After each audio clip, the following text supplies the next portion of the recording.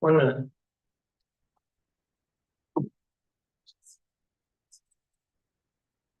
Full house tonight. Looks pretty exciting stuff.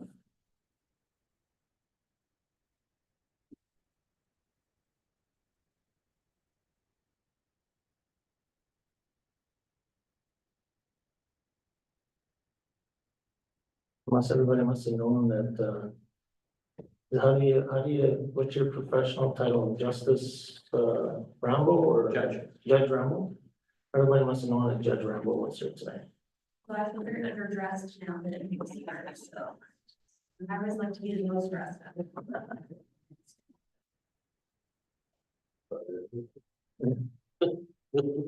I don't want to see him in this place of work, that's for sure.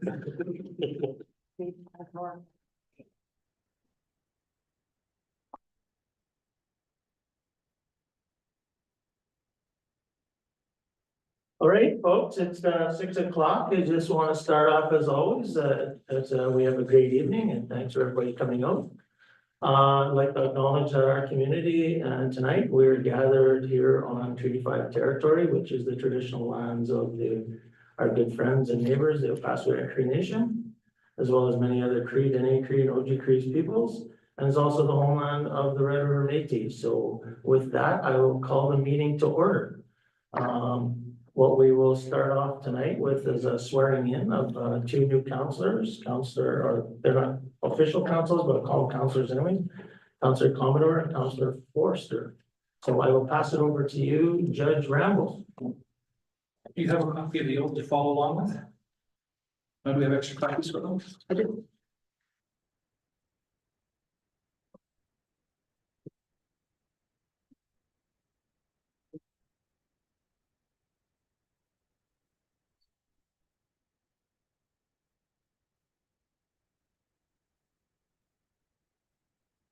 Thank you. All right, I'll get both of you to stand, please. Do we stand to it or? We don't. There's no proof. All right, and before I do the oath, congratulations and thank you again for inviting me to be part of the democratic process, which I always enjoy as a judge. So starting with Ms. Kramer, I'll get you to say your full name first, please. Hi, Margaret Combo. Just your name. Yeah, thank you. Margaret Combo. Mr. Forster. Larry Forster. All right, I'll get both of you to repeat at the same time after me, okay? I do solemnly declare, Larry Forster.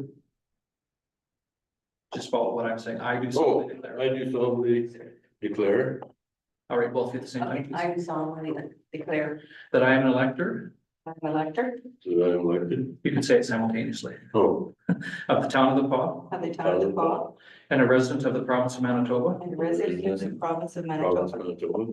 that I am a Canadian citizen, that I'm a Canadian citizen, that I am of the full age of 18 years, that I'm of the full age of 18 years, that I am not subject that I'm not That I'm subject not subject to any disqualification to any disqualifications under the Municipal Act under the Municipal Act or any other act of the legislature or any other act of the legislature, from being a member of the council of the town of the Paw, I'm being a member of the council of the town of the Paw. that I will act faithfully I I will act faithfully in the office of councillor in the office of councillor Counselor. without fear, favor, or affection, without fear, favor, or affection, and will truly, faithfully, and impartially, and will truly, faithfully, and impartially, and to the best of my knowledge and ability, to the best of my knowledge and ability, execute the duties and responsibilities execute the duties and responsibilities of that office. of that office. And I make the solemn declaration, And I make the solemn declaration, conscientiously believing it to be true, conscientiously believing it to be true, and knowing that it is of the same force and effect and knowing that it is of the same force and effect as if made under oath as if made under oath, and by virtue of the Canada Evidence Act. and by virtue of the Canada Evidence Act. All right, I'll have you both come forward here to sign your sworn declarations.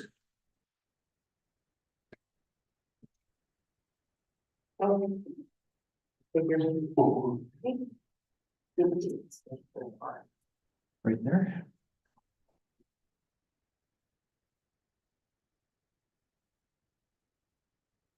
Larry, sign, I'll get a photo for the photo here. Larry, we're signing again. Perfect. Congratulations. Thank you.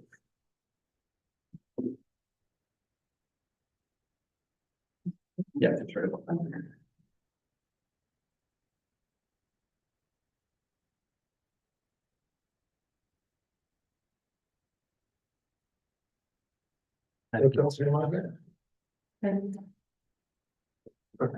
Great, congratulations. Thank you.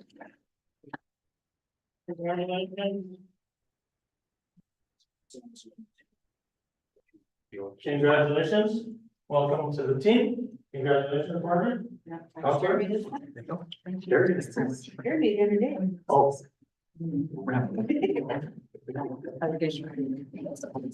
Thank you. Thank you. Thank you. Good evening. Thank you, Judge Rambo.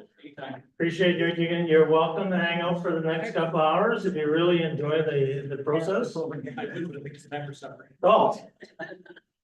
Oh, you're gonna miss out, don't tell me you weren't warned. Alrighty, so welcome our two newest counselors, Counselor Forster and Counselor Conover. With that, we'll move on. Everybody's in attendance other than Counselor Allen, who did send his regrets back in at our last meeting that he wasn't going to be here tonight. So we'll move on. Somebody should have a resolution to adopt the agenda. Resolution number 2024-163, moved by myself, second by Councillor Hopper. Resolved that the agenda be adopted as presented. Any questions with the agenda? Seeing none, call the question. All in favor? Opposed? None? Okay, so I got 1, 2, 3, 6 tonight. Carried. Okay. Confirmation of the minutes.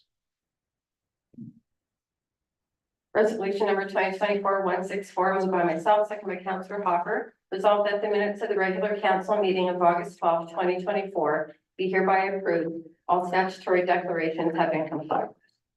Thank you. Any comments, concerns with the minutes? Seeing none. I'm just gonna abstain because. Okay. So call the questions. All in favor? Abstain. So we got 4, 0 against, 2 abstain, carried. Alrighty. So moving to recognition period. So anybody got any information they want to share? Any good stuff that's happened in our community since the last time we met, that we want to brag about? I have a few things. The hockey camp was seemed like a big success last week in the Blizzard campus. Yeah, Blizzard Camp and the hockey camp there seemed to go over quite well. I heard they had about 35 registered players, which is good. I know we had the opening of the MMF development, which is and the unveiling of the Mayor Way, the new road into the new development. And that's a pretty exciting thing for our community of people, is that's probably the most significant investment we've had in the community in the, I don't know when's the last time we've had an investment of that size, probably the wellness center. When I'm thinking, and the other thing is that it was pretty honorable to be able to announce that Mayor Way would be the new naming of the new street. People don't really they don't know the Mayor family, Mr. and Mrs. Mayor, Leo and Therese Mayor, were heavily involved with youth sports within our community for many years. And even when I was a young fellow, I was involved with the family, and Mrs. Mayor, or the family had 14 children. So if you think back then, funds were tight, and it wasn't the thing where today you get sponsorships and those type of things. You really had to work for it. And I remember Mrs. Mayor and other moms selling bake sale type of things and making sure that not only her own children, but all the children had the opportunity to be involved. And it was an interesting thing that I'm sorry I'm taking a little long, but I would like just people to know. It was an interesting article that Judy Mayer, the VP of the MMF, the PAW region, shared with me that back in I'm going off memory, but 1977, Mr. Mayor was recognized by the Montreal Expos, actually, of the impact he was having on the youth in our community. So The thing with the Mayor Road, again, great recognition, and I just want to let people know that that recognition didn't come just from this local or from this office here. This recognition came from across Manitoba as recognizing the family, and again, it was quite an honor to be there. We also want to thank Sam and Tanvir and the rest of our public works staff that worked hard to make that development very successful. The comments and feedback that we were getting is that our community and our council were the easiest or at the top of the list when it comes to making things happen and making sure that things move forward and being flexible. And that really shows well for future developments, and because again, we're in the business of partnerships, and for us to be, once we get a good reputation of being easy to deal with and work with, it was nice to hear. So again, thanks to Sam and Tanvir and Bola for attending. It was great, but a lot of recognition to them as well, making that happen. So thanks for that. Bola and we attended, last Saturday, the Immigration Services. They put on their yearly barbecue to welcome everybody. And then we also attended after that street festival Nice. and Indigenous Days. I can let you speak to that. Yeah, we had a great time. I know Councillor Manich said that he received a picture from one of my fans out there that showed my jigging skills, but there's actually a video I haven't seen yet. But I challenged Chief Brown to a jigging contest. I'm pretty sure I won. They're gonna announce it next year, they said, but on top of that, what a great couple of weeks that we've had in our community. When you think of all the things that were happening, street festivals, immigration, the ag festival, the ag ground rodeo, and Indigenous Days, and I just see even more things coming down the road. So thanks to all the volunteers and all the efforts of everybody that made that happen. So. And then the last thing I would just say, I did get to attend the AGM for the MMF, the regional on Saturday, and it was a great turnout. There's a lot of good things happening with the MMF, so stay tuned. Okay, anybody else have anything they would like to share? All right, so moving along, citizen period. First up, we have the PAW Pavilions Committee. Gabrielle Swan. Hi, everyone. We're a committee of one tonight. Everybody else is on holiday. So I know all of you now.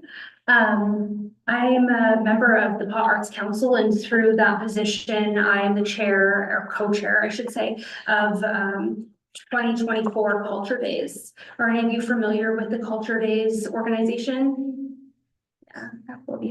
So it was started 15 years ago out of Winnipeg, but it's actually a national organization. So it tends to have representation in all the major cities and then some of the rural communities. The PAW's been doing events for Culture Days for about 10 years. The PAW Arts Council receives a grant from the province for this project. I don't know if I'm allowed to say the number that they give us, but it's not even close to the amount that we need to actually pull off the whole 10 days that we do for the events. Our biggest, best attended event is always what used to be called the Food of the World event, which has been a partnership between the PAW Arts Council and Immigration Services. That event has 400 people turn out, to the point that there's a line around the block. People are waiting hours and hours to get in. It's a real, I don't want to say burden, but it's a bit of a burden on the people who are preparing the food. And those are individual families, typically from different countries from around the world. We've always tried to give them honorariums, but based on all of the work that they do, we wanted to really compensate them properly and not have them paying for the food out of their own pocket, which has been what happens most regularly. Andre and Chief Brown and Judy from the Métis Federation had come together to have a conversation separately from this work that we're doing here. Saying that there could be an event that takes place in the tri-community that would be similar to a Folklorama style event. So that's kind of where the Pop Pavilions event has come from. I'm here today to ask you guys for your support financially for this event. And I just kind of wanted to give a little bit of context in terms of what this event looks like compared to the years previous, which some of you may have attended. So before it was just food and people would put up some colorful imagery from their own countries. This year, we're really trying to make it more pavilions. So each country has the ability to have a table where they're able to do food sampling, but they'll also have more educational components where people can learn about the history of the culture and about people from other places in the world. And then there's also a performance art component. So some of that's live music, bands performing, singers, dancers, and other artistic wares. So some paintings, things like that. Yeah, so I guess I'm here today to talk to you about how you feel about contributing financially to that. Does anybody want to start? I thought you're gonna ask Andre, he doesn't mean smoked brisket. I thought maybe you were gonna ask him to cook something. I could. Well- Yeah. There's a registration. Yeah, Anybody there's- who has culture that they'd like to showcase in the community is welcome to Are you looking for register. any specific amount or just? I mean, yes, I like, so basically the event, if we can cover everybody's expenses entirely and just go as big as possible, which would entail probably 15 to 20 vendors, or pavilions, if you will, we would be looking for about $20,000 total. So far, we've raised about $6,700.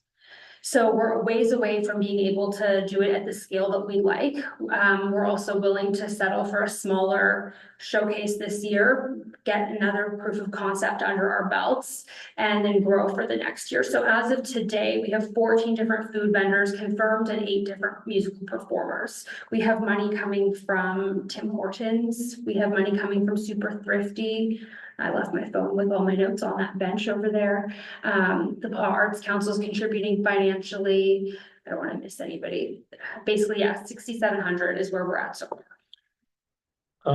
So what we can do, like, we don't have any specific funding now available, but we do have some money that we had earmarked for the event that we did at the beginning of the year with the the community cleanup. And actually, we generated some money out of that. So there might be some opportunity for us to sit down and see where we can move some funds. One of the things that we talked about in council, Gabrielle, and it's for others, is that we have a certain budget, and then if we burn it up, we don't really know who else is coming to the table, and so we want to get started earlier, and we'll see later in our meeting, or maybe our next meeting, that there'll be a process for that. But I know that this council has talked about supporting another festival. I believe we had money put forward for that. I think this fits to creating this joint inclusive festival that we can sort of build off of down the road and make it even bigger and better, sort of like, the Trappers Festival and the OID and the Ag Society rodeo. So I guess what we'd have to tell you right now is we're gonna have to get back to you. Okay. In terms of a timeline for getting back to me, what is an appropriate or reasonable amount that you guys would need to? We will probably talk about it in committee of a whole today. If we can add it to our agenda, but our agenda is set. If not, it'll be in 2 weeks. Okay, So, yeah, so it'll be, if we don't decide to add it as a discussion, we will do it. We will have it on our agenda in 2 weeks. okay. So the event date is October 5th. Ideally, to have an answer from you guys before that would be very Oh, yeah. helpful. And then in terms of the idea of, you mentioned a festival budget. This is something, like I said, that has a track record for 10 years of massive success. Again, we're adding it, making it bigger. I Yeah. don't see how that would make it less successful. If anything, we're Yeah. anticipating about 600 people this year, because we've split it into an afternoon session and an evening session to make more opportunities for people to come and have it be less crowded.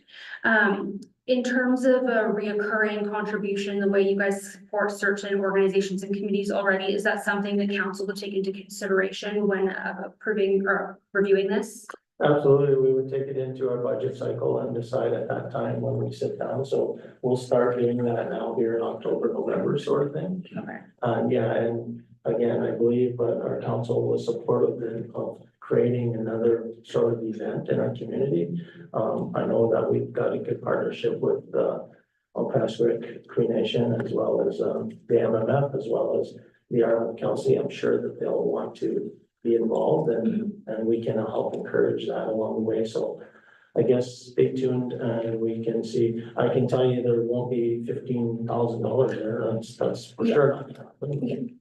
Councilor Lawson? A couple of questions. Where is it being held? This year it's being held at the Métis Hall. We were actually hoping that it could be a partnership with UCN and having it at their gym. However, because of the timeliness of our event and linkages, it's not possible this year. We're hopeful for next year, maybe with better pre-planning with them longer out, that we might be able to do that Can too. you think of anything else besides money that would help, like in-kind services? Yeah, volunteers would be helpful too. People to help setting up the tables and the chairs, and I mean, we've put hours and hours and hours into this. So if people want to show up and contribute some physical people power, that would be great too. Okay, Destination marketing could be possible there. yeah, So I'm actually the chair of the Destination Marketing Committee, and I'll be honest, Write a check. I didn't advise them to apply for that grant because of the mandate of the Destination Marketing Committee. It's very specific about either beautification of the community or bringing in people, tourists. And at this point, we can't prove to them that this event is bringing in tourists. We can prove that this event maintains cultural enrichment of the community, but that's not a mandate of the DMC. So that is which is something else I'd like to talk to you guys about later. Your track record speaks for itself, very successful. If we can't help a lot this year, I'm sure you'll be on our agenda for next year for sure. That would be great. And just to give you guys a little bit more context, about $500 is what it costs to properly compensate a pavilion for all of the money that they've put into it. So every 500 that you're able to contribute allows us to add an additional group to the program. oh, perfect, thank you. Yeah. Any other further questions for Gavin? Well, thank you very much, like I said, Bola or Sam will get back to you here in the short term, and we'll hopefully we can help make it even more successful. Perfect. I appreciate all of your time today listening. Thank And you. if you have follow-up questions, you can reach out to me. Thanks. Perfect, thank you, so anybody else wanted to come up and talk? Yeah, thank you for me. Yeah, sure, come on up, I don't have you on the agenda, but just have a seat and just announce who your name, where you live, and So I don't really know, like, if the protocols or anything, but my No. attire, I hope it's, no, that's good, you can just sit down and this is the protocol, sit down and share your story. all right. So, just before I start here, Just one question though, could you just state your name and where you live? I'm sorry, what was that last part? Where you live, your Oh, address. my name is Curtis Joyle. And, I reside in Saskatoon, Saskatchewan. Okay. All right, so I just didn't want, I could have just mailed this. I just didn't want to send in another, like a faceless letter. Yeah. I just wanted to come and present it in person. Perfect, So I'm just gonna read it. Yeah. I don't have it memorized, so I'm gonna have to be looking at my Sure. paper here. All right, Mayor and Town Council. Hello and good evening. My name is Curtis Joyle. I am an owner of a beautiful lot located near the Pot Airport. I am here today to ask for an extension to build. Since acquiring the lot, I have cleared the land and have got a surveyor to mark out the land. And have contacted a couple of construction companies regarding how to proceed. However, since the time of purchase, life for me has changed quite a bit. When first purchased, things were very good financially, as I had an awesome job in healthcare, which I loved. And my salary was able to cover all of my wants and needs, including building a property here in this magnificent flourishing town, which I was lucky enough to spend my early years in, and every subsequent summer And I have so many happy memories here of family and adventures that I cherish a great deal. Then COVID and lockdowns came. The world changed forever during these times. And slowly, I was forced from my profession, and it became increasingly difficult to find work in my field as well as out of my field. This forced me into changing professions. It was also during these times where I changed my life for the better, freeing myself from alcohol and becoming a much healthier person inside and out. Utilizing my new perspective and focus into healthy living, I wanted to learn more about how important a person's way of thinking can affect their life. So I could eventually use my experiences to help others. In 2021, I enrolled in a 2-year addictions and mental health first responder course. And things were back on track again. However, in 2023, that school went bankrupt, leaving not only me, but many others with nothing to show for our time there. I had less than 6 months left to graduate and start my new fulfilling profession and be part of the workforce again. Rather than be defeated, I promptly applied to the Indigenous Social Work Program through the University of Regina, and I was accepted 2 weeks before classes were to start. I'm very lucky to have this opportunity where all of my tuition, my books, and my living allowance is all covered. I'm just entering my 2nd year, and even though my education is very important to me, I am willing to step away from that to keep this lot and build a home here. When my mortgage is done, August 1st, 2025. As I will sell my condo and move that equity here. Hopefully I am able to return to school at some point to receive my bachelor's degree in social work, but hopefully I will at least have my certificate in social work when I am located here.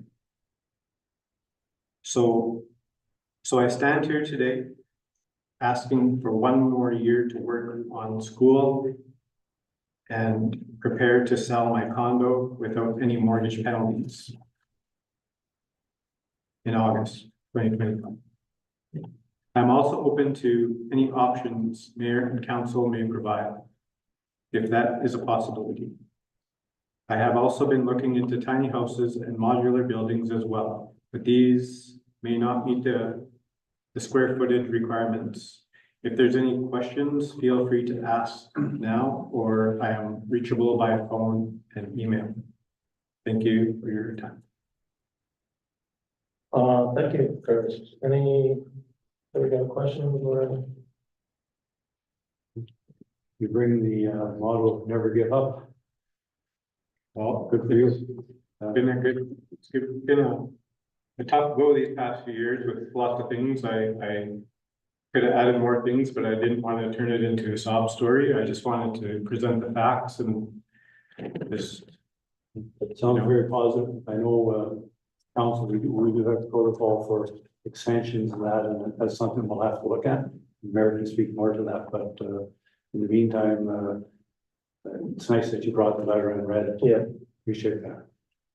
Yeah, thank you for that, Curtis. We have that on our agenda tonight. So what lot is yours? I think it's 17. It's the one right next to the Miss Helen Betty Osborne Memorial. Okay. Well, that one is not, I don't think you guys are going to be doing anything with that one, like No. the one, so it's the one next to that. Yeah.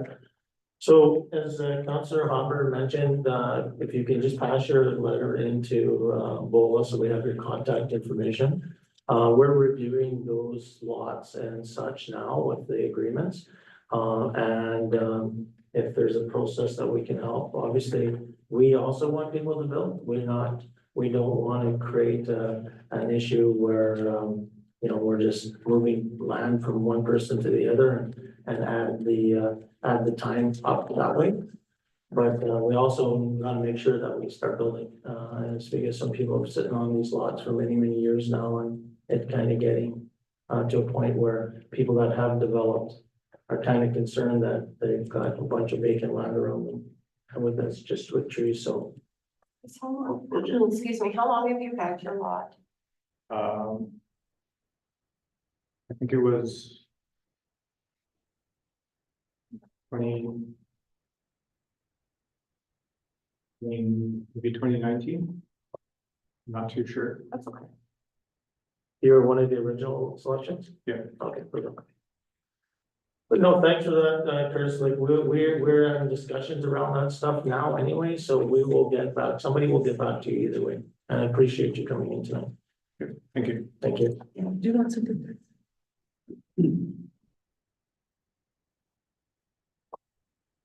And have a safe trip home, and you're supposed to say,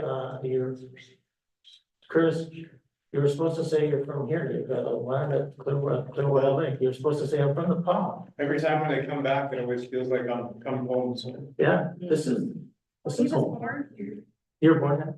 I was, yeah, I was born at a hospital there, so. Okay, And like I said, I grew up here and we moved away maybe when I was like around 6 or 7. okay, So, of course, I didn't have much say in that, but we went to Winnipeg and Brandon, and then eventually we ended up in Saskatoon, so that's just kind of where we landed. correct. And now that's my daughter over there. But yeah, if there's any questions at all, you can Yeah. always reach me. So So, yeah, and you guys have a safe travels home, thanks for coming in tonight. thank you very much for your time.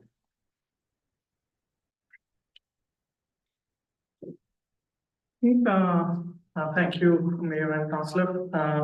I don't have any agenda. I'm just here to introduce myself. And thank you, Bola, for inviting me to the council meeting. My name is Tushar Thakur. I'm a new branch manager at Westover Credit Union. I just moved here from Brandon. It's just been a month, I would say. And it's a nice and small friendly community. And I felt like welcomed by each and every people of town. So I just wanted to say like, thank you. And I'll be happy to be part of any kind of volunteer organization and any events happening here to give my time to the community. If I could get a chance. And I'm basically from India, so kind of like I'm like a social person, like, but it's been 10 years in Canada and I'm now a proud Canadian.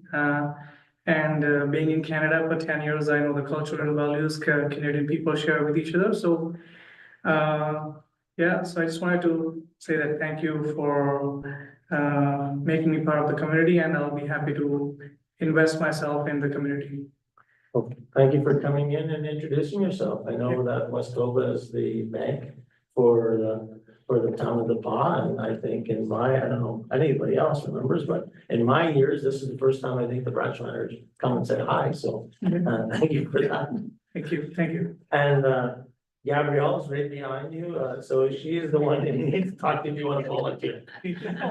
She's got all sorts of jobs. Oh, he's already done it. At least Westover has sponsored that event as well, the pavilion, so. Okay, good. Well, nice meeting you and welcome to our community, and Thank you. I'm sure we'll see you around. Thank you. And you're always welcome to come to council meetings. They're pretty exciting stuff. For sure. Thank you, everyone. Thank you. Thanks, welcome. Alrighty, we don't have anybody else, and for the people in the audience, you don't have to stay here if you don't want to. I know you want to, but if you want to sneak away, we won't be insulted. Except for these guys over there, they have to stay. Okay, so moving right along here, where am I at here? Clothing public lane, reading number 1. Resolution number 2024-165, moved by myself, second by Councillor Hopper. Resolve the bylaw number 4648 being a bylaw of the town of the Pas to close a public lane be read first time. So just some background on this. This is a public lane that actually should have been closed when they built the Civic Center and the Friendship Center way back in the day. The actual public lane actually runs through the building. So it runs through the building, through the washrooms. And part of the transfer, which council made and Councillor Forster was around, has made the decision to provide, to give the land of the Friendship Center to the Friendship Center. We can gift the land because it was never, the public lane was never closed properly. So it's a paperwork issue. So with that, if there's no questions, I call it questions. All in favor? Opposed? Abstained? Two? Carried. Alrighty. That was the first reading on that. And if you can look in your, I know some of you are not connected yet, but if you look in the Civic Center sketch online, when you get into all that, it shows how it works. Okay, nuisance, derelict and abandoned unsafely property are bylaw. 9.2. First reading. What do we got one? We don't have it.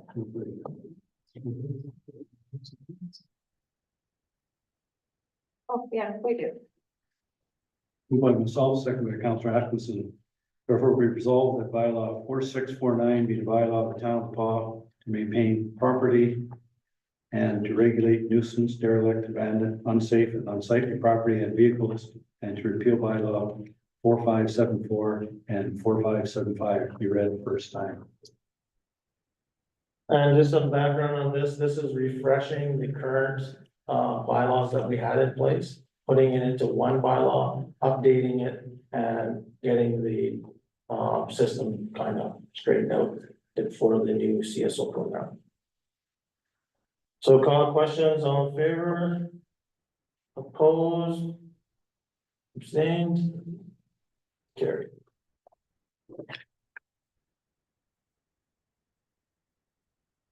Okay, we've got 10-1. Carlo.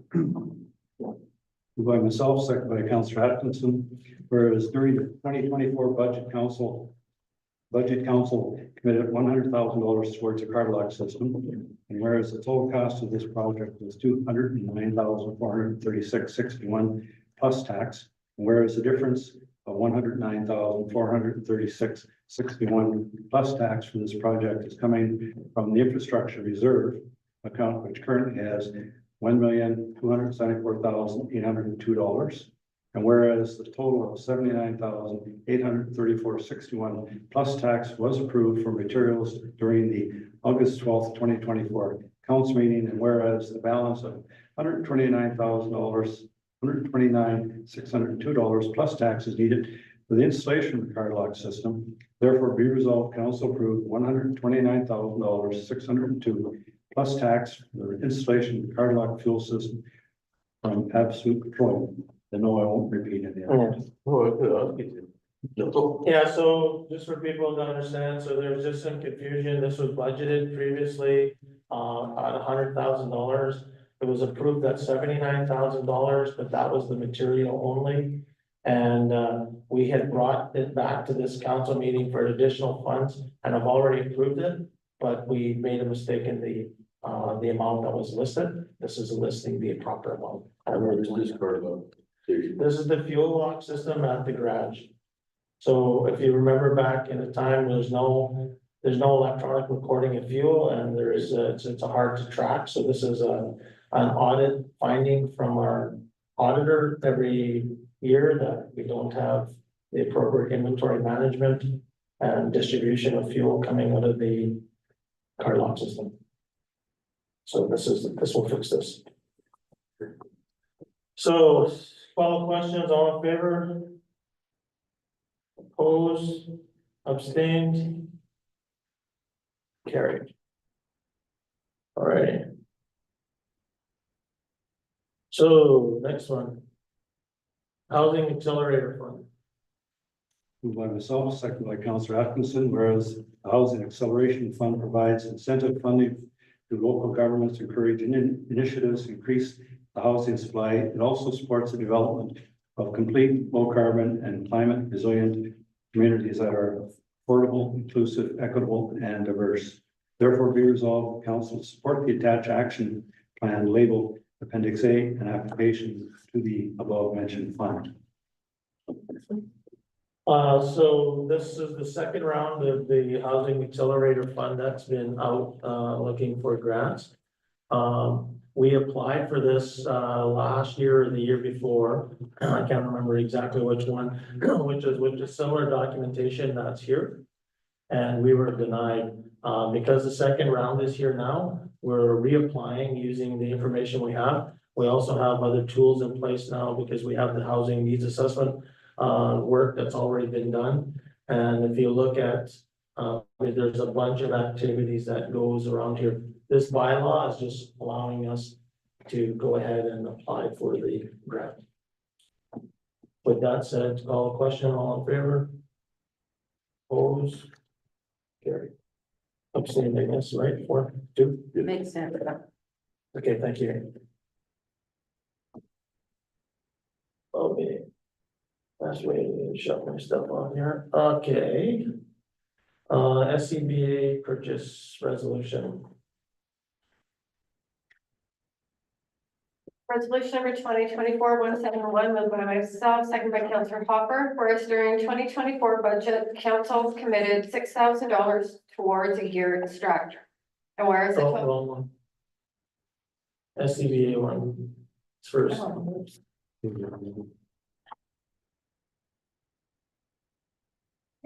Resolution number 2024-170. Moved by- Pardon me. 169. 2024-169. Pick one. Resolution number 2024-169, moved by myself, second by Councillor Hopper. Whereas during 2024 budget, council committed $50,000 towards self-contained breathing apparatus, SCBA. And whereas the total cost of the project is $65,000, and whereas the difference of $15,000 for this project is coming from the reserve account, therefore be it resolved, the council approves $65,000 for the purchase of SCBA. And then some background on this, this is an actual lease to own program. So the cost of this will be $65,000 per year for the next 5 years. Let me finish. So it's $65,000 for the next 5 years. The difference in this year is $15,000, which we will take from the reserve. And from our understanding from the last meeting that we have, our SCBA's are outdated, out of life, whatever it happens to be. I'm not gonna go through it all, but if you do the budget analysis, the purchase, outright purchase versus lease over time, it makes a lot more sense. The buyout at the end of this is $10 or something, and you have all new SCBA's after a 5-year lease purchase agreement. So next to, and the purchase addition cost is about $40,000. Councillor March? So my question is, we have policies and procedures relating to procurement. Although it's only a $65,000 cost this year, which is an additional $15,000, the actual purchase price is $325,000. So I'd like to know why this project is not being tendered out based on the fact that our tender policy says $75,000.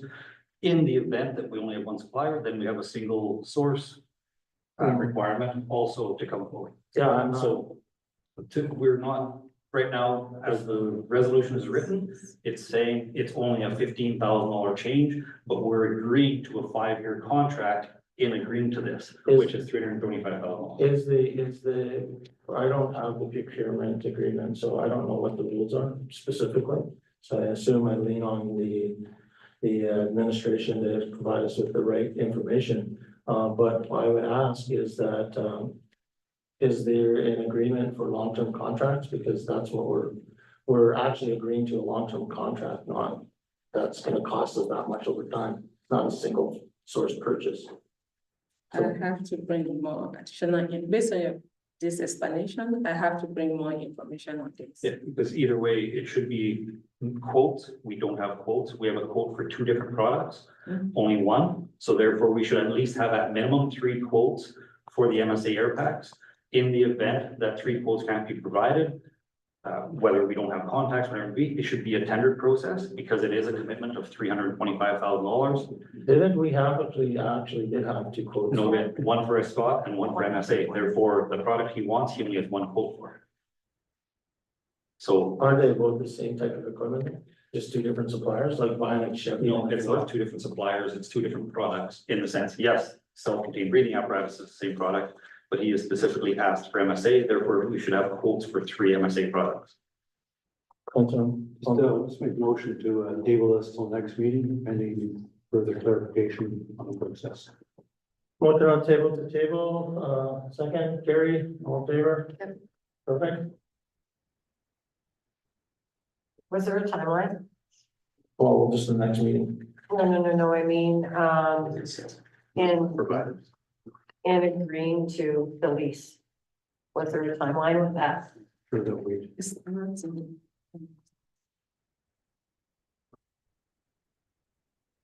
I'll assume not, only because the initial price was $525,000 and then they cut it in half. By saying, well, you could only lease it and then cut the price in half and then offer the lease product afterwards, so. Okay, moving on from there, where are we at here? Yeah, I have there's only one supplier from MSC Manitoba. Yeah, that's what I would expect is gonna happen, but That is just sending me an email now. In the event that, say, for example, a lot of times products will have a sole distributor based on regions and things like that. In that event, then we would be receiving a letter from. okay, we'll call it, we've already tabled the motion of the resolution. All right. So we will get the rest of the information, bring it back to next council meeting with the actual resolution that we're trying to do, and then we'll decide that. Okay, moving on to PSCS radio. excellent. Moved by Councilor Atkinson, second by Councilor Hopper. Whereas during the 2024 budget, council committed $1,000 towards radio and pagers. And whereas the total cost of this project is $5,000, whereas the difference of $4,000 of this project is coming from the operational budget. Therefore, be resolved that council approved $5,000 for the purchase of PSCS radio. Okay, anybody got any comments?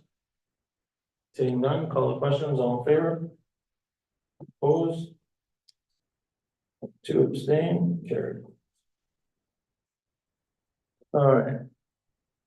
Turn up your extractor. Moved by Councilor Atkinson, second by myself.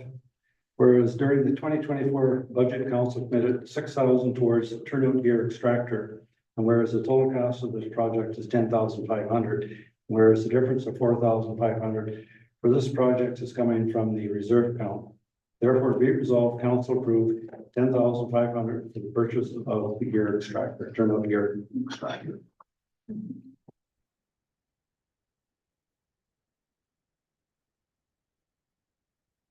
Any questions?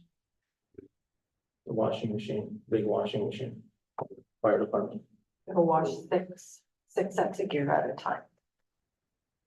Call the question, all in favor? Opposed? Abstained? Here. Carried. Okay, tough line or recreation resolution.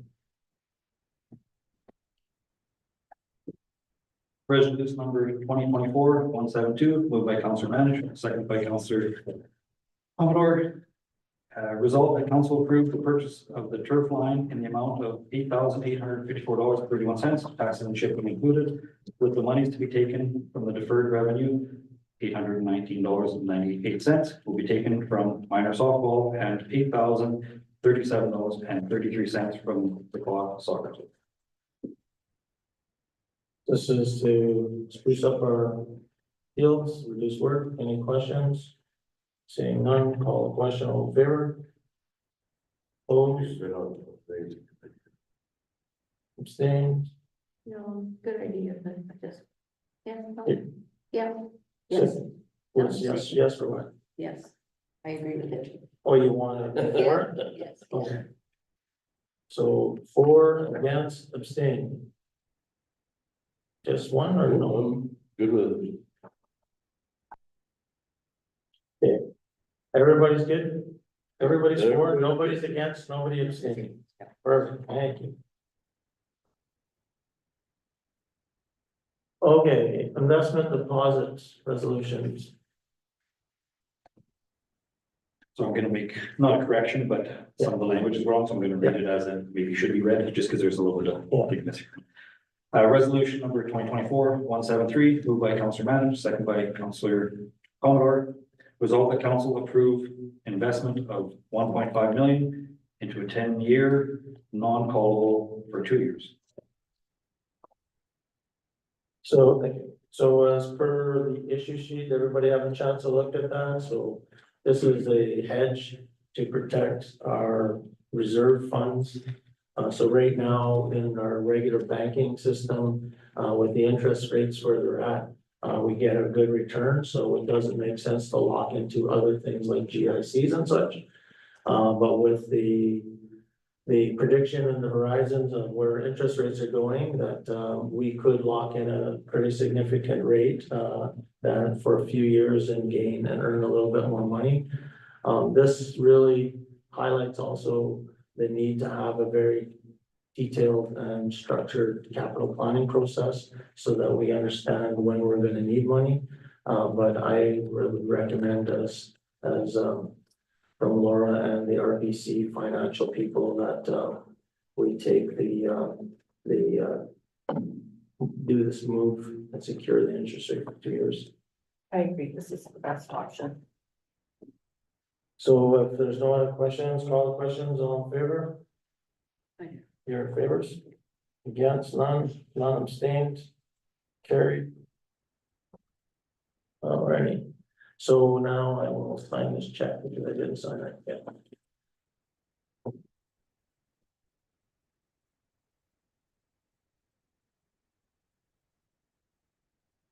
Payrolls and accounts, everybody had a chance to look at all that good stuff? Any questions, concerns, outbursts? Okay? No questions, so we need a resolution for that then? It's myself. Yep, 10-3-4. Resolution number 2024-174, moved by myself, seconded by Councillor Manage. Resolved that council authorize the following accounts. Pay period number 17 in the amount of 155,547.76. General checks number 28644 to 28693 in the amount of 1,627,249.25. EFTs in the amount of $828,885.89. Excellent. Again, any questions, concerns with the registry? Seeing none, call the question, all in favor? You're abstaining, you're in favor, so 5, 0 against, 1 abstain, carried. Perfect. Financial, youth financials. 10-3-5, somebody have that? Resolution 2024-175, moved by myself, seconded by Councillor Manage. Resolve that council accept June financial as prepared by controller as presented. Okay, I do have a couple questions. Is the Vector back in town? Yes. And that was my first question, that's great. My second one was on utility, water transmission and distribution. Are we seeing more repairs than normal, or is this just a material cost increase? Yeah, material cost increase, and also there's a significant increase on the rental of the factor that we had to bring in. Yeah. So that's where we're seeing some significant changes in that.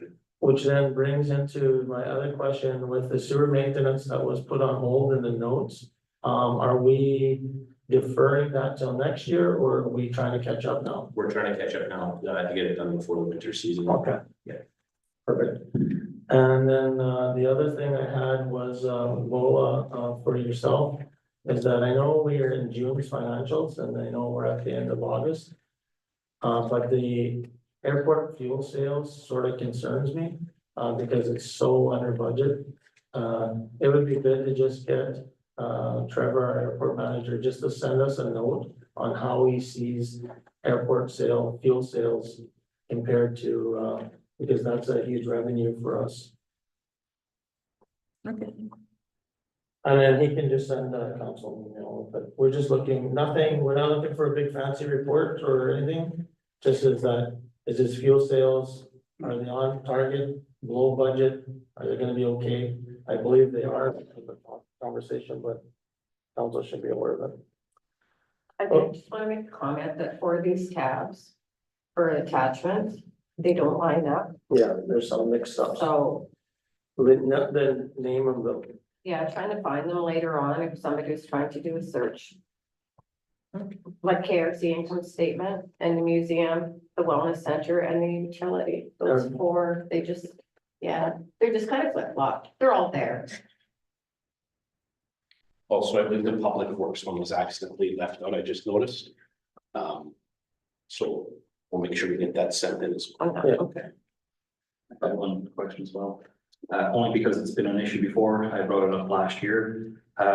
It mentions $2,600 been spent on the training facility, yet the grass hasn't been cut and nothing's been done since the last complaint came in. The fence was strung up, but it's actually not in place, which means it's actually breaking down right now.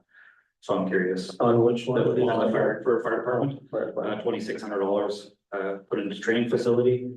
Again, I'm only bringing it up because the issue was asked last year, said things would be taken care of, and nothing has been taken care of other than the fence was strung up in the back. But there's still half the material left out because the tall bars weren't put in. It was just kind of put up with zip ties to say we put up the fence. Yeah. But half of it's back down and there's been no maintenance whatsoever. So I'm curious to know what the $2,600 is. That might be just the heating from. I think that's what it was the last time. Yeah, because last year was a total of 4,000. If we're halfway through the year at that point. Yeah. Kind of makes sense because nothing was done last year as well on it. But So let's, damage there is concerning. so let's get, we'll get, just some information on, for the next thing. From the fire department on training facility costs. I want to add as well, I don't know if this is the right time to add into it, but because it's financials, it does. We apparently had a survey done. We had an investigation done by an outside company that we spent a lot of money on. We have never seen that report. On what the, For the fire department. Remember, we spent $20,000 on a survey for Ernie Bolton to come in and do an assessment. an operational assessment, yeah.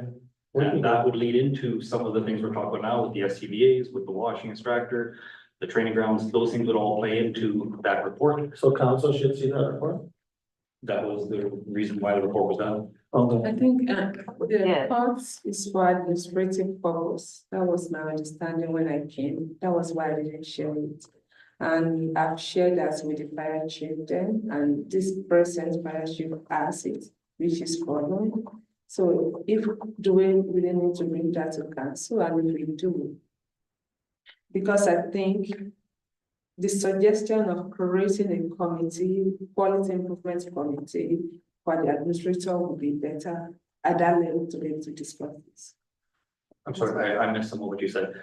From my understanding, when we agreed to those funds was so we could understand also the needs of the department, not just for the department to understand, because that would be their role. It was to council make better informed decisions.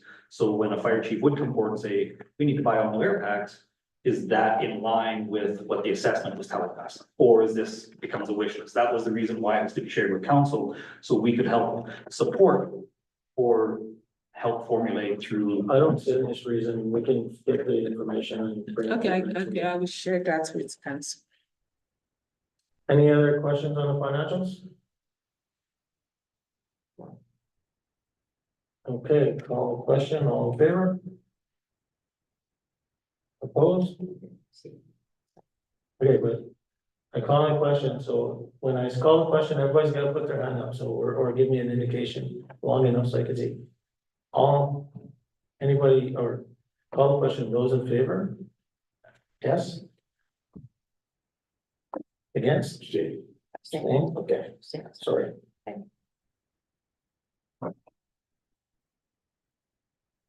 Okay, reserve bid, 2022 tax arrears.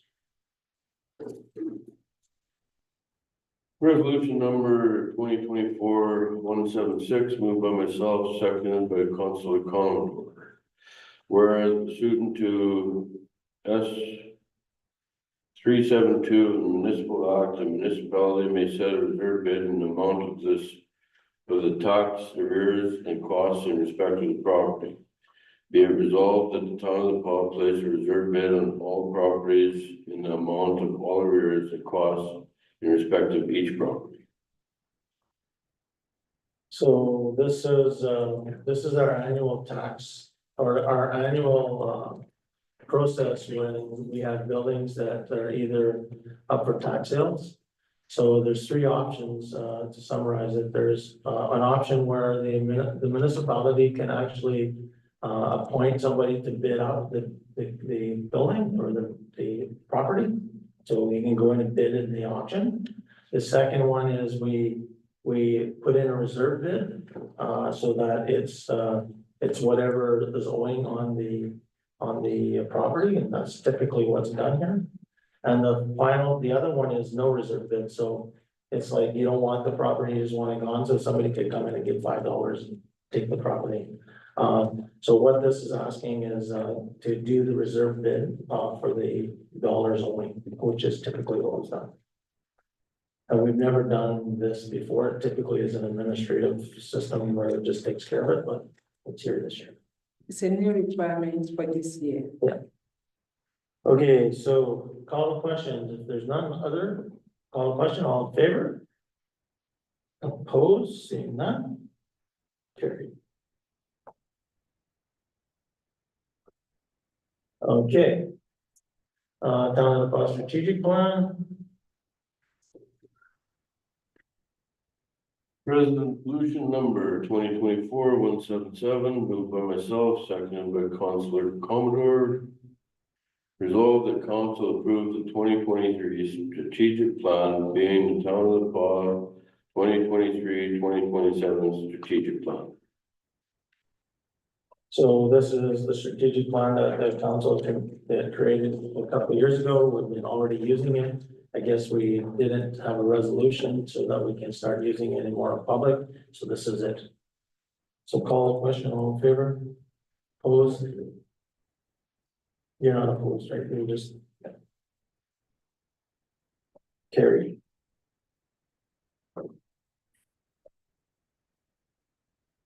Okay, committee reports.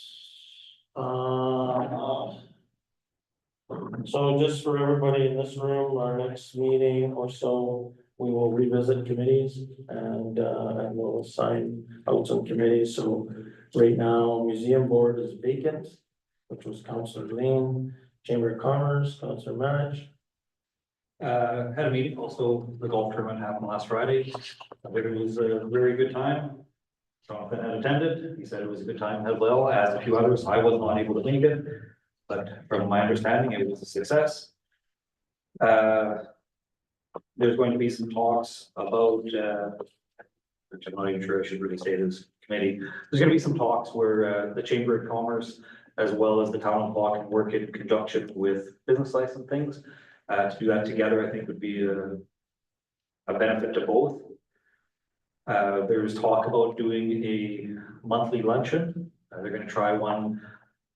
From my understanding, they're going to have one in September. Again, we'll see how that comes, just to try to get businesses together and communicate what goes on and get on and try to get the chamber some activity and some momentum going.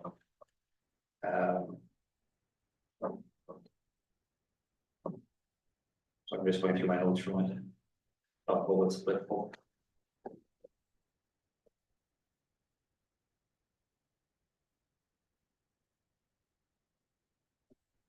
still talk about the possible election for him, but that talk will now end, now that we have two new councillors, so that was a little bit of a topic, I think. I think we should fill out the forum. I wouldn't mind asking some questions. We could do that in open house, or the town hall meeting, maybe Jonathan could host the town hall meeting. Maybe, yeah. Yeah, because he was really gung ho, he was all for it, he was, you know, he brought out his nice shirt and everything for it. Really, that was it, that was the most important. Okay. items. CDC, we didn't have a meeting this week, but just a couple things you guys already seen. As Jonathan, I'll send this around to everybody, we'll put it in our notes. Housing accelerated and fund application, doing his weekly business visits, the economic roundtable. Also revisiting the Clearwater Lake, sort of, plans there, pull that, make sure that doesn't get too dusty. But lots of things going on. And, the big thing we'll talk a little bit later about is the PAW clinic, discussions. Some more to come on that. I'm sorry, or destination marketing is vacant. Cedar Lake We haven't met. recycling, Councillor Manage, Councillor Hopper. It was only at the meeting for a short time and Councillor Manning was on the Was on phone. the phone and it was terrible, so I'm wondering if you want to share any information, or would you feel that would be an appropriate one to share? No, I don't think it'd be unfair to. She's the chair of the. Yeah, that's what I wanted for Agree, same information's sake. Like, yeah, it was too difficult to hear a lot of the meeting. I can say one thing, it was a very, very, very good meeting. Good.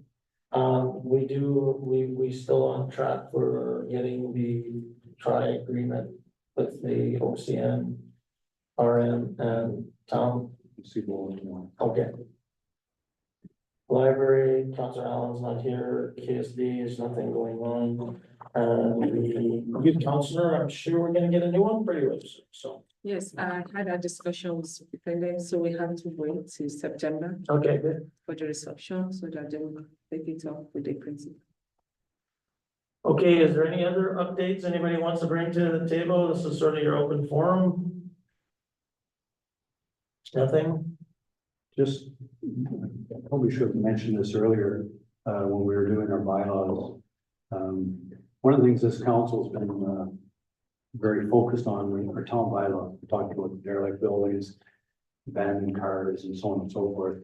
One thing I've never really got an update on, I did ask Sam earlier for that, but that can be brought up at another time. Just, we have bylaws, we've hired CSOs to enforce the bylaws, and we ask for reports. One thing we've never seen is the fines. How much are we raising the fines? How much in fines is outstanding? What do we do with fines that aren't paid?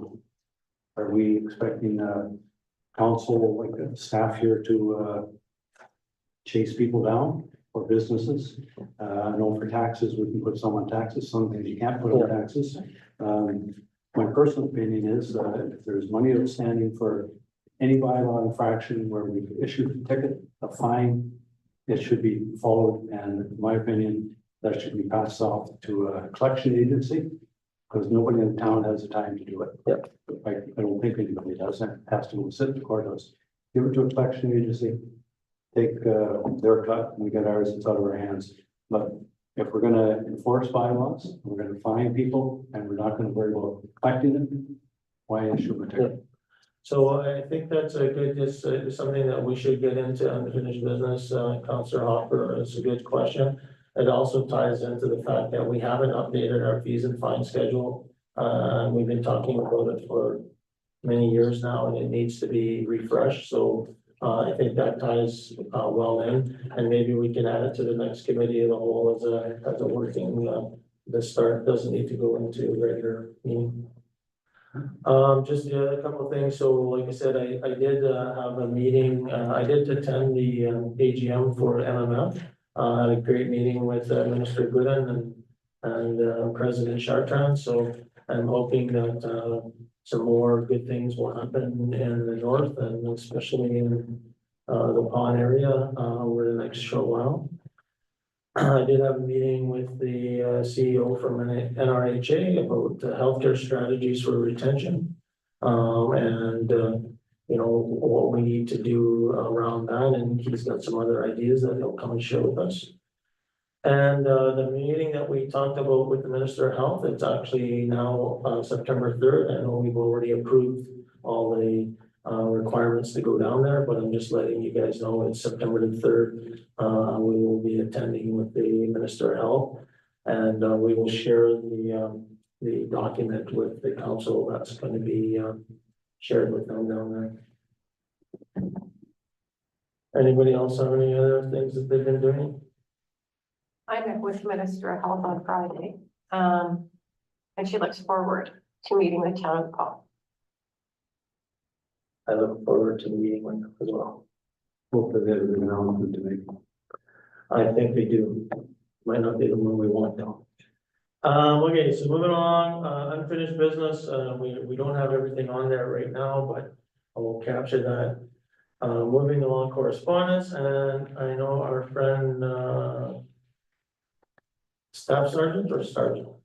Sergeant Stark is here, to provide us any information we want to talk about with regards to the RCMP report. So I can start, as we've been talking over the last number of years about RCMP reports and what we're looking for. And as I've discussed with Sergeant Stark, is that we need a report to be able to drive actions. So the reason why we talk about that is if you look at the report that's there that says RCMP statistics, one of the things we sort of copied from other municipalities is around the vacancies. And so it actually then highlights to us and provides us more data on how we need recruitment abilities, how we need retention abilities, how we have to understand the cost when it comes to overtime and all those type of things. And it also provides us a good support tool to support our local group. On the next page, crime trending report, you can kind of see, again, this is a snapshot of comparing it from year to year. But it gives you an idea now instead of trying to figure it all out yourself on where the decreases and increases are. And then the last thing is around some of the good news stories. Not only, we've got lots of challenges, there's a lot of good things happening within our RCMP group, and we want to be able to share that. So that's what we put out. That's the new report that we've done. And then on your desk, there was a report requested from our last meeting. I don't know what I did with mine, that zoned the community in areas. And unfortunately, the counselor that was interested in that is not here tonight, so we might have to table some feedback to Sergeant Stark. Because we're not trying to create a bunch of reports for the sake of creating reports. We're trying to create reports to drive action and to understand something. And my concern when you look at areas, I don't know if you have one beside your culture. Oh, this is mine. Here's a new one. If you look at the areas, my concern would be we start highlighting areas like if you look at M4.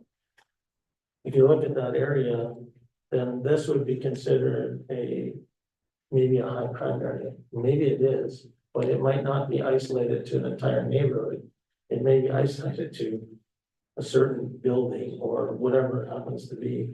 And my concern would be now for community members not understanding the details of the report to read something in there that's not right there.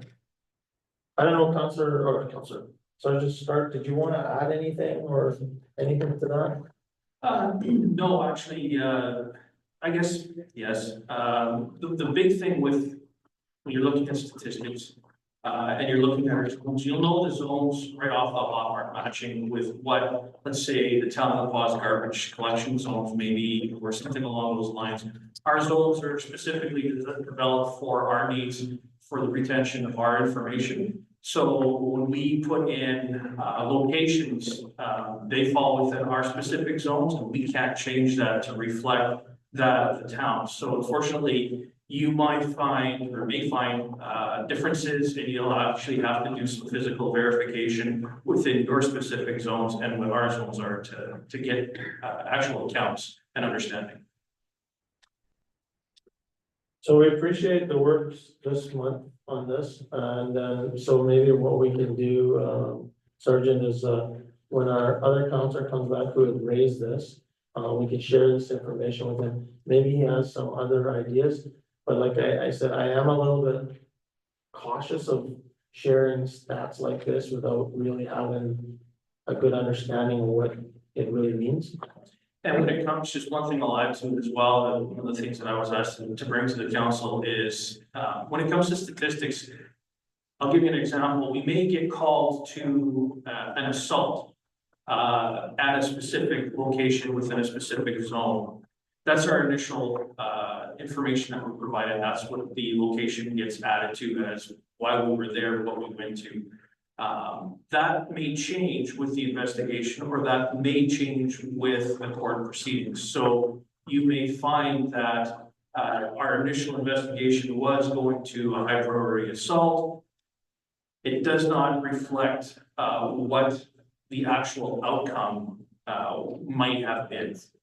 So if I could just say there is some lenience there for understanding that. Yes, you may have a zone that may be very high for the initial calls, but it may not have reflected that. We have no way of capturing the actual final result. We do have a lot of calls that come in where they're extremely high priority because they want a very fast representation of the force to be there. And when we get there through the investigation, we find that it has absolutely nothing to do with the high priority file, and it was abused that they called in that fashion. Okay. Can we lay the charge? Not always for that abuse, which is kind of problematic, I guess. So I just want you to realize that statistics are very non-specific sometimes. Councilor Hopper?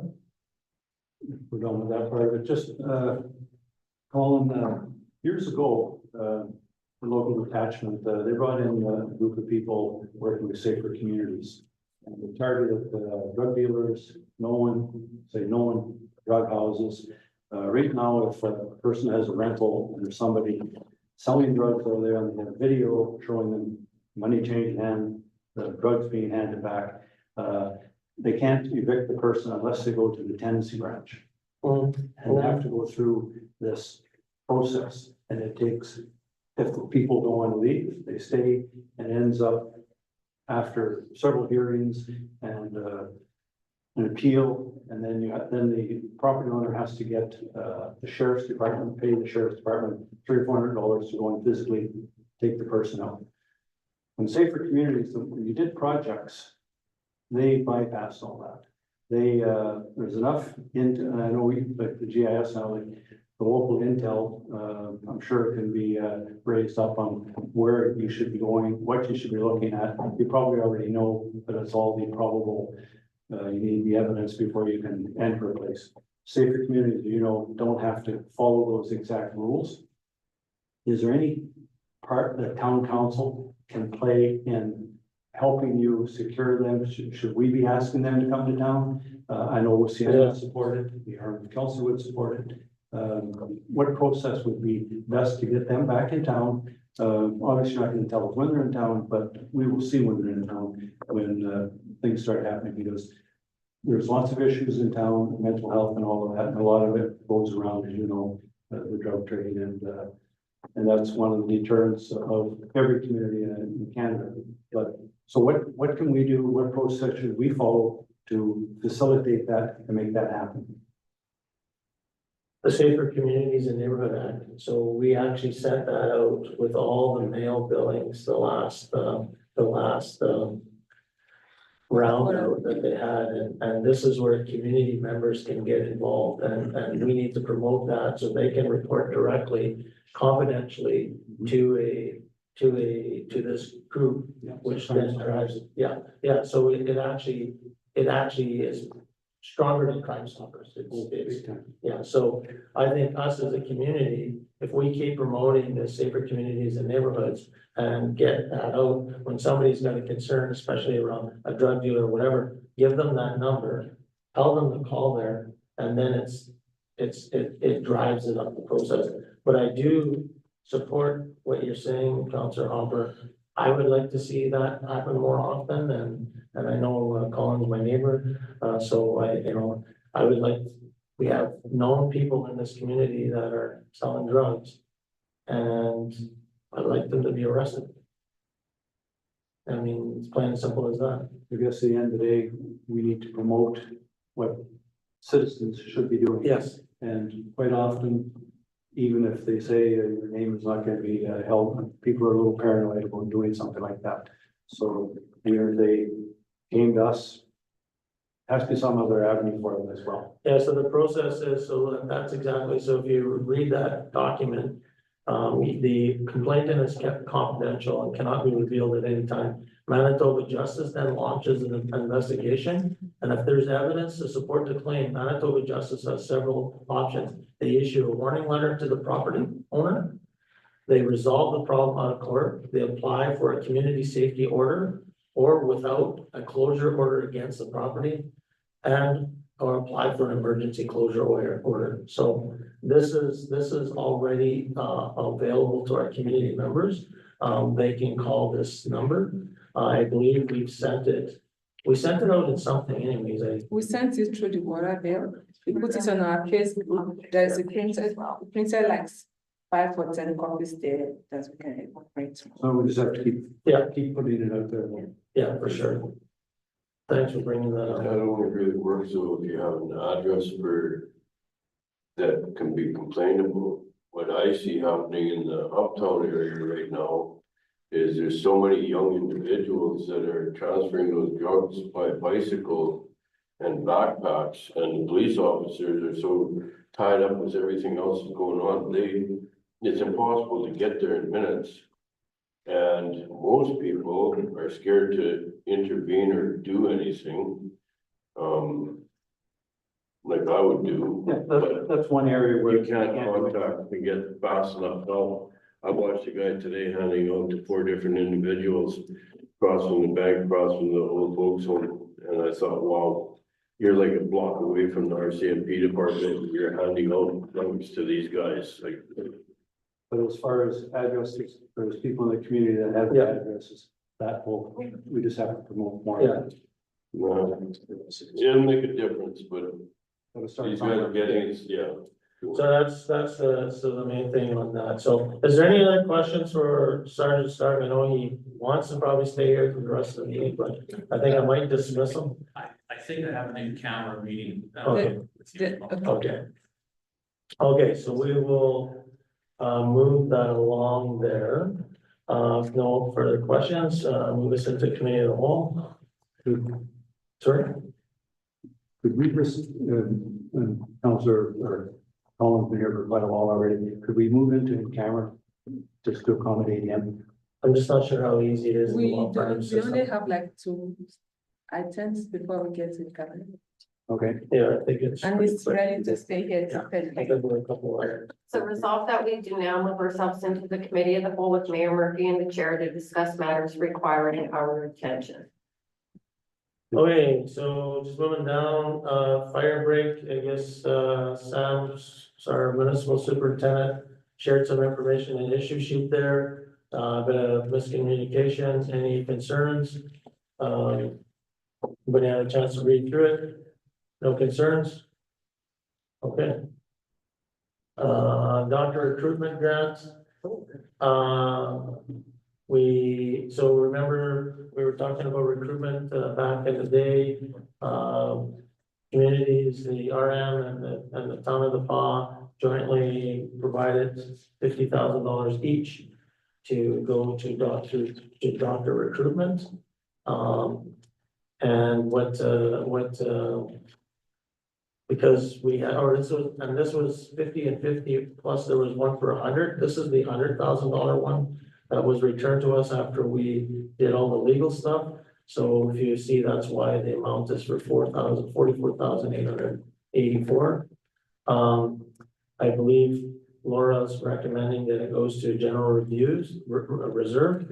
I personally, I think that putting it into a general reserve and not putting it into general operating funds is the way to go, so that we have it targeted as cash spent already. So let's save it for something else if just something comes up.